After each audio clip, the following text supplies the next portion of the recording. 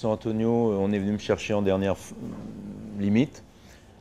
Le producteur était suffisamment malin pour mettre Gérard Depardieu et Jean-Pierre Castaldi ensemble dans San Antonio, c'est-à-dire pour faire San Antonio et Béhenrier, ce qui est quand même aberrant, puisque c'est des gabarits à l'identique, que tout Paris a fait les castings, hein, que moi je n'étais même pas au courant que San Antonio allait se tourner, et qu'on est venu me chercher 3 semaines avant, et que j'ai dit oui, par esprit de solidarité, mais aussi parce que j'ai une grande admiration pour Gérard Depardieu, que j'avais envie de le fréquenter comme acteur et comme complice, et que ce film a tourné au vinaigre parce que le metteur en scène a été changé 10 jours après, comme si c'était de mon fait. Mais moi, par esprit de solidarité pour un producteur qui ne l'a pas eu après, je veux dire, si vous voulez, au lieu de faire perdre 50 millions de francs à quelqu'un en disant « ben non, moi on change de metteur en scène, j'arrête tout, j'ai plus confiance », eh bien Gérard Depardieu, Gérard Lanvin ont continué à faire avec Frédéric Auburtin, qui a pris le film du jour au lendemain et sur qui tout le monde a gerbé alors que c'est une honte.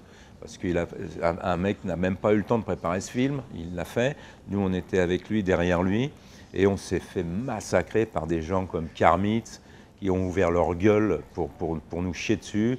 Des gens comme, comment il s'appelle, ce metteur en scène qui fait des films où on déjeune très bien sur ses films, etc. Comme si lui, je ne sais plus comment il s'appelle, Chabrol, il nous a gerbé dessus, alors que lui passe du temps aussi pendant les tournages à trouver les meilleurs restaurants du coin, etc.